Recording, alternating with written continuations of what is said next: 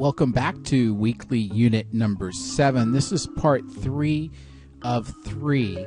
And now the lecture is going to move into a beginning or an introduction to systems transformation. And we're going to start off by looking at a document that you all read called The Voices of Transformation. And the Voices of Transformation was perpetuated from a national center, primarily as a result of a shifting policy at the federal level related to less unnecessary institutionalization, transitioning over to more of a consumer-centered form of service delivery. And so what we're beginning to witness now is the implementation of policy. And we've now witnessed it from its roots in both the history of mental health treatment over the centuries, the idea of forced treatment, especially as it's related to labeling, stigma, and discrimination, and the motivation that created for the very receptors of that treatment to rise up in a civil rights type of manner to create the consumer movement to begin to influence policy change, or as we stated earlier, political change.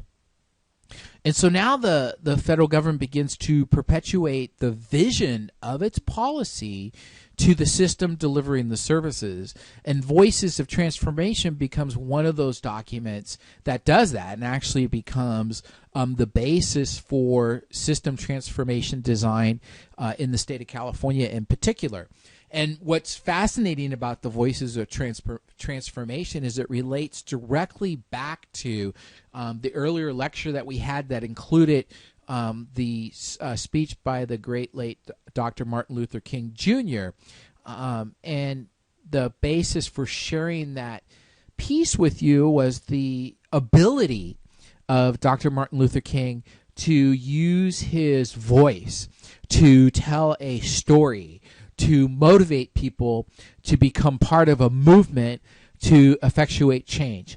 And so this is the model that actually is imposed to transform mental health systems, and we see that being used directly in California. And so, for example, you see a couple quotes here on the screen from Voices of Transformation from the consumers themselves and what vision they have for the system in which they receive services from something as simple as everybody with a mental illness can recover to all people can live full lives in the community. Obviously, the first being related to the recovery approach, but the second really being related to normalcy, the consumer vision, that the way that they act within the community and the way that they are treated within the community becomes normal. And so California's consumer movement in particular, which resulted in Prop 63 and the Mental Health Services Act, really grew from consumers being able to tell their story and to use their voice to effectuate change and to actually talk about recovery and wellness as an approach to mental health treatment, and testifying publicly and directly to the fact of their experience with mental illness actually being more of a journey and not just an illness that is treated. And that becomes the foundation for the implementation of the recovery model in California in particular. And so when we think about wellness and recovery, we're really talking about a whole new paradigm in the delivery of mental health systems, a major transformation of the system. And, again, this was a basic principle that was articulated at the federal level as policy. And here we see before us the implementation of that policy, the approach by which that implementation was taken, which is in this particular case storytelling, and actually using the voice of the consumer to drive change. And so when we think about the major change in the California mental health system, this movement to recovery, really, what are we talking about? We're talking about living a fulfilling and rewarding life, and ultimately being normal. And often when we think of recovery, the model we most commonly think of is like the NA or the AA's 12-step program. And recovery in mental health is similar to that, but it is different, because rather than the consumer giving their lives up to a higher power like you would see in an AA 12-step program, it's consumers actually reclaiming their lives from a system that didn't recognize it, and actually having the ability to practice self-determination and having a choice in how you are treated, and that people are really seen for who they are rather than what they are. And as we see here, consumers are not identified by their diagnosis, which is absolutely no different than consumers being labeled. The very root, the very tenet that caused the creation of the consumer movement on a national level. And so the Voices Recovery, really, the Voices of Recovery, what it is, it's a document that teaches consumer groups how to be part of the movement, how to effectuate change, but more importantly, how to help implement the policy of recovery as approach to mental health treatment at the local level. And so the Voices of Transformation articulates that there are 10 fundamental components of recovery, and we see those here before us on the screen, and that includes self-direction, ultimately self-determination, which is patient-centered treatment, that we are empowering the consumer to be directly involved in the discussion about how they're treated, and that it's not just a treatment of an illness, but it's a holistic approach to housing and food security and income stabilization.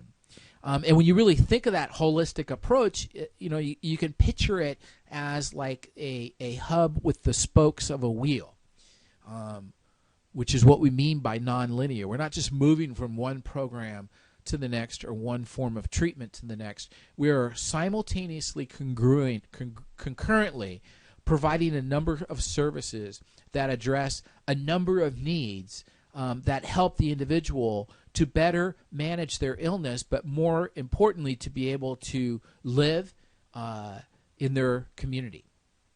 The next fundamental component being that we take a strength-based approach, that to the fullest extent that we can, we infuse or integrate consumers themselves as the provider of services.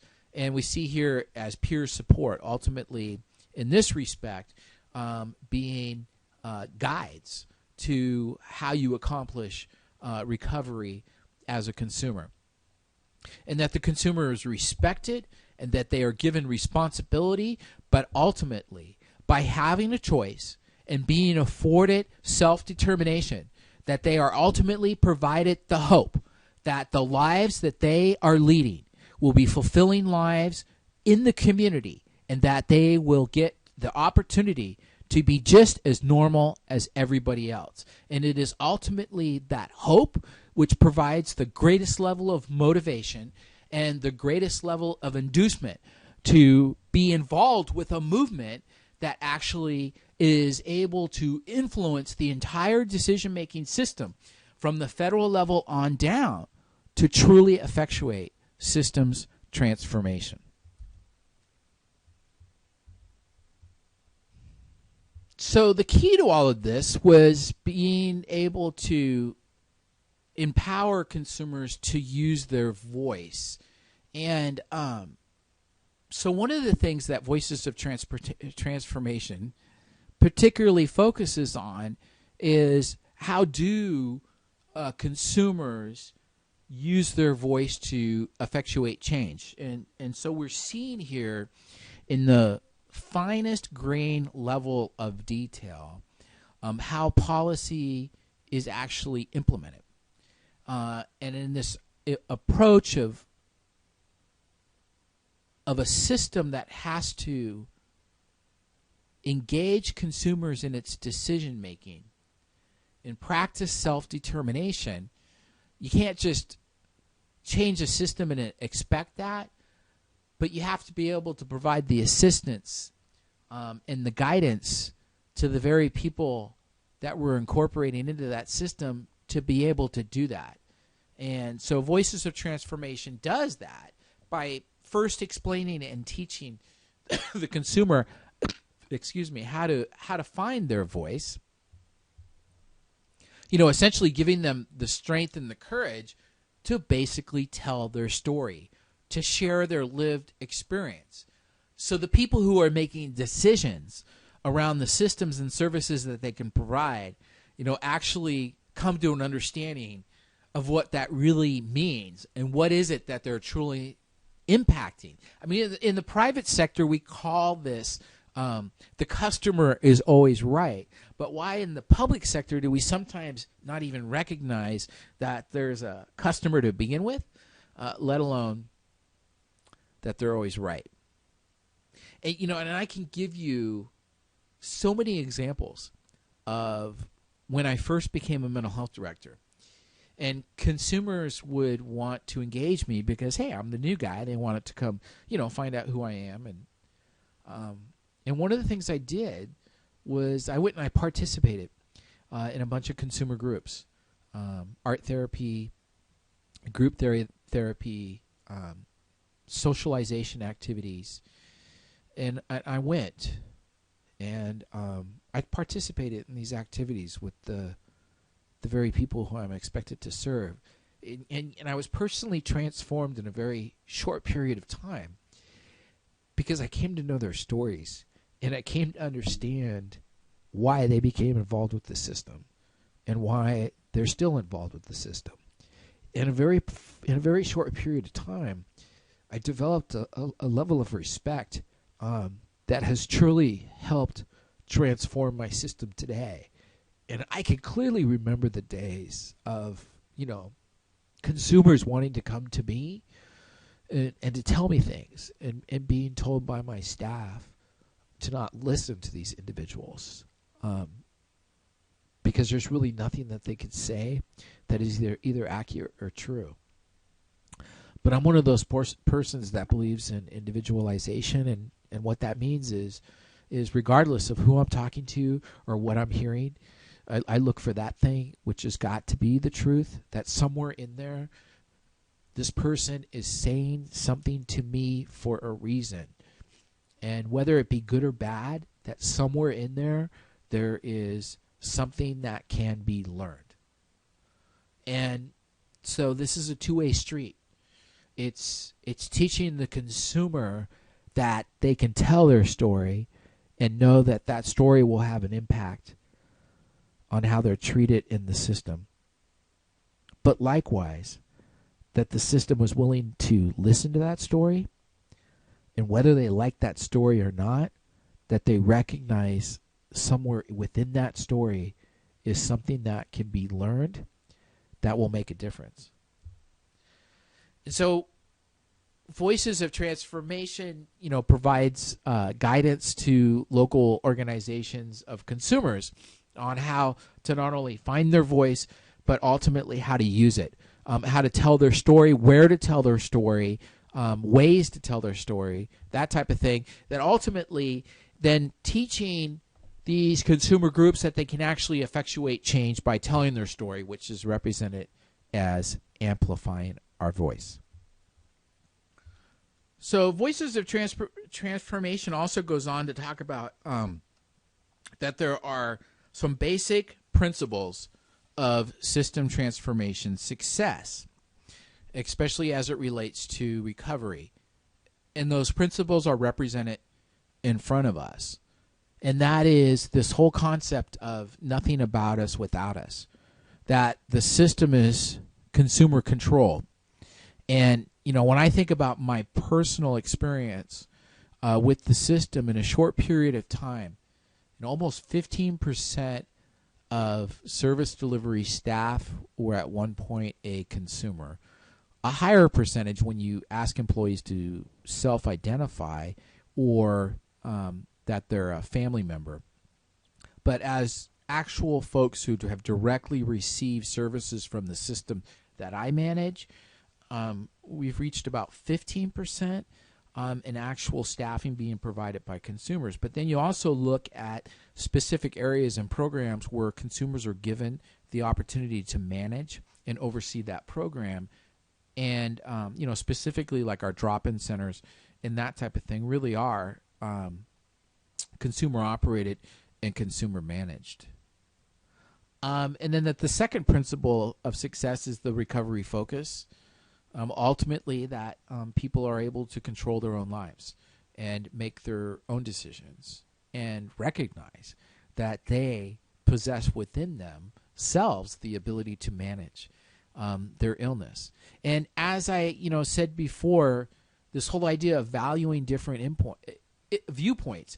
I mean, there are so many examples of mental health advisory boards or consumers publicly engaging decision makers, and often the delivery of the message is not positive because you remember how the movement got here. Its roots in stigma and discrimination. And imagine if you have not ever been stigmatized or discriminated against, imagine that being perpetuated for centuries. And imagine what your reaction would be. So, of course, it's going to be negative. And, of course, it's going to be delivered in a way that we may not appreciate. But we have to be able to see past that. Because somewhere in there's something to be learned. And we can move away from the negativity, and we can move away from the negative delivery by focusing on common ground and building consensus and recognizing the opportunity for compromise. And I'll tell you from experience that the expectation on the consumer side is always greater than whatever can be achieved. But I'll tell you, there'll still be a recognition that achievement is made. And again, this whole basic tenet of ending forced treatment versus expanding it. And when we think about stigma and discrimination, typically our personal experience has more to do from a cultural aspect, and this whole principle around cultural competency and linguistic appropriateness. And so not just stigmatizing and discriminating against an individual because they're mentally ill, but not being able to provide the services that they seek because of cultural differences. And then lastly, the principle of, and again, these are directions to consumer-based organizations of balancing advocacy and support activities. In other words, consumer organizations, to be successful, cannot solely be advocacy groups. They also have to be able to support their membership in other ways. So we've looked at a few videos, and we've had 3 parts to this lecture, and hopefully in this abbreviated period of time, you've come to understand a little bit more about labeling stigma and discrimination as a foundation for political change and motivating the individuals affected to take civil rights types of actions that ultimately result in a consumer movement. And then seeing how that consumer movement effectuated political change by influencing policy at the federal, state, and local level. And how those systems responded in enforcing that policy change upon mental health systems that became the basis for systems transformation or ultimately policy implementation.